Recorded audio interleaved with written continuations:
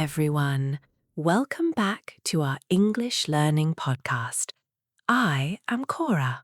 And I am David. We are so happy to have you here with us today. How are you feeling today, Cora? I am feeling wonderful, David. I am very excited because today we are talking about a topic that everyone asks about. It is a very important topic for your career. Oh, I know what it is.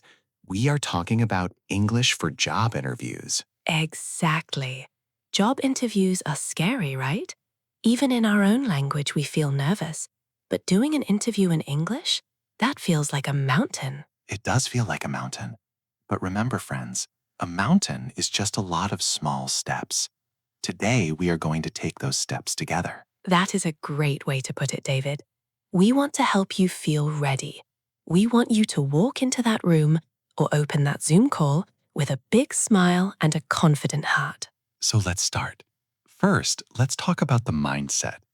Cora, why do people get so nervous about English interviews? I think they are afraid of making grammar mistakes. They think if I use the wrong tense, I won't get the job. But David, is that true? Not really. Most companies care about your skills and your attitude. If you make a small mistake with he or she, but you are a great worker, they will still hire you. They want to understand your ideas, not just your grammar. That is such a relief to hear. So step 1, stop worrying about being perfect. Focus on being clear. Clear is better than perfect, every time. Let's start with the very beginning of the interview, the greeting. David, how should someone start? Keep it simple. When you meet the interviewer, say, "Hello, it's nice to meet you." Or, "Good morning, thank you for inviting me." I like that. Thank you for inviting me shows you are polite and happy to be there. And remember to smile. A smile is the same in every language. It shows you are friendly and easy to work with. Okay, so we have said hello. Now the big question comes, the one that every interviewer asks. David, what is it? It's the famous, "So, tell me about yourself." This question is so open. It's hard because you don't know what to say. Should I talk about my childhood, my hobbies, my dog? Well, maybe not your dog. In a job interview, "Tell me about yourself" really means tell me about your professional journey. Okay, so how do we structure this? Try the present, past, future model. It is very easy to remember. Present, past, future. I like that. Can you give us an example? Sure. Let's imagine I am applying for a job as a teacher. I would say, present, currently I am working as a tutor for kids. Past, before this, I studied education at college and worked at a summer camp. Future, now I am looking to bring my experience to a full-time classroom like the one in your school. That was so clear. Present, what you do now. Past, what you did before. Future, why you want this specific job. Exactly. It's like a small map of your life. Let's practice that. Friends listening at home, try to say it with us. Currently, I am. In the past, I. In the future, I want to. Great practice. Now let's move to another difficult part, listening. Cora, what happens if the interviewer speaks too fast? Oh, this happens a lot. Sometimes people speak very fast when they are busy. If you don't understand, do not just say yes and hope for the best. That is dangerous. You might say yes to something bad. Exactly. It is very professional to ask for clarification. You can say, "I'm sorry, could you please repeat that?" Or, "Could you say that a little slower, please?" Does that make you look like your English is bad? No, it makes you look like a good communicator. It shows you want to give a correct answer. It shows you are listening carefully. That is a very good point. Listening is 50% of the interview. Let's talk about why do you want this job? This is a very common question. David, what is a bad answer? A bad answer is, "I need the money." Even if it's true, don't say it. True. Another bad answer is, "My current boss is mean." Oh, never talk bad about your old job. It makes you look negative. So what is a good answer? Focus on the company. Say something like, "I have followed your company for a long time and I love the work you do with technology." Or, "I want to grow my skills in a place that values teamwork." So you are telling them that you fit their culture. Yes, companies want to hire people who actually want to be there, not just people who want a paycheck. Let's talk about strengths. When someone asks, "What are your strengths?" people often feel shy. They don't want to sound like they are bragging. It's not bragging if it's true, but don't just use one word. Don't just say, I am hardworking. What should we do instead? Use the show, don't tell rule.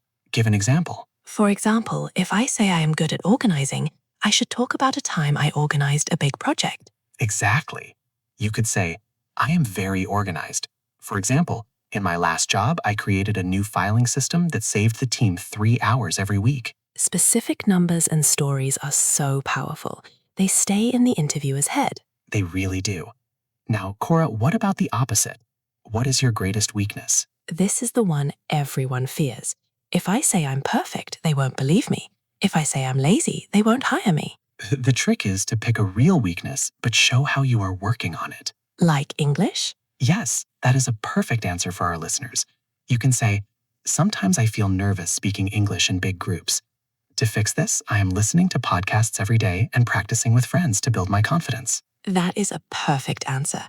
It shows you are honest, but it also shows you are a hard worker who solves problems. Let's talk about confidence for a moment.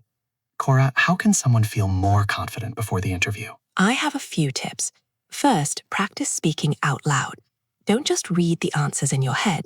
Your mouth needs to practice the shapes of the words. That is so true. Muscle memory is real. Second, record yourself. Use your phone. Listen to your voice. At first, you will hate it. We all hate our own voices. But it helps you see where you need to slow down. And tip number 3, preparation is the enemy of fear. If you have prepared your answers, you will feel 50% less nervous. Also, don't forget your body language. Sit up straight. Look at the camera if it's a video call. If you act confident, your brain starts to believe it.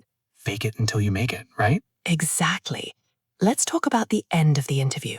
The interviewer usually asks, do you have any questions for us? This is your chance to show you are smart. What are some good questions to ask? You could ask, what does a successful person in this role look like? Or what is the team culture like here? Those are great. It shows you are already thinking about how to do a good job. And when you leave, always say thank you.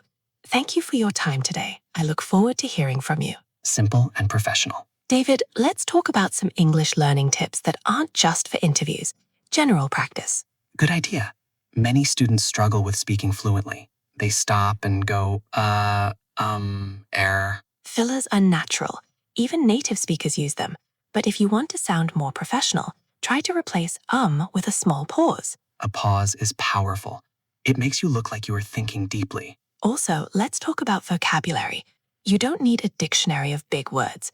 You need a small group of power words. What are your favorite power words for work, Cora? I like collaborate instead of work with. I like initiative when I talk about starting a project. And I like resolve when I talk about fixing a problem. Those are great. I resolved a conflict sounds much better than I fixed a fight. Much better. Now, let's talk about motivation. Sometimes people go to an interview, they try their best, but they don't get the job. They feel sad. They think their English was the problem. Oh, that is so hard. But listen, friends, even native speakers don't get every job. Sometimes the company just needs someone with a different skill.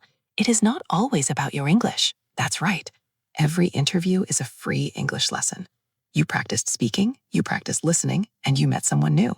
That is a win. I love that attitude. Every interview is a free lesson. If you don't get the job, don't stop. Go home, write down the questions they asked you, and practice for answers again. You will be even better for the next one. Resilience is key. Resilience means you keep going even when it is hard. Now, we promised 3 simple tips at the end. Cora, do you want to start? Yes. Tip number 1, research the company. Go to their website, read their About Us page. Learn 3 things they do. If you can talk about the company, they will be very impressed. Great tip. Tip number 2, use simple sentences. Don't try to make long, complex sentences with 5 commas. Use subject, verb, object. For example, I lead the team. We finished the project. The client was happy. It is easy to understand and hard to make mistakes. And tip number 3, practice self-talk. While you are making coffee or getting dressed, talk to yourself in English. Describe your day. Now I am putting on my shoes. I am going to have a great day. This makes English feel like a natural part of your life, not just a school subject. I do that too. It really works. Well, David, we have talked for a long time. I think our friends have a lot to think about. We covered a lot. We talked about the greeting, the tell me about yourself question, strengths and weaknesses, listening skills, and how to stay confident. Remember, friends, you are talented. You have skills. English is just a tool to show those skills. Don't let the tool get in the way of the person. Very well said, Cora. You are more than your English level. Thank you, David, and thank you to everyone listening. We believe in you. Yes, we do. Keep practicing, keep smiling, and keep moving forward. We will see you in the next episode. Goodbye for now. Bye-bye. Wait, Cora, did we mention the resume? Oh, we should say one thing about the resume. Go ahead. Make sure your resume is clean and has no spelling mistakes. Use a spell checker. It's the first impression you make. Good point. Okay, now we are really done. Yes. See you next time, friends. Take care.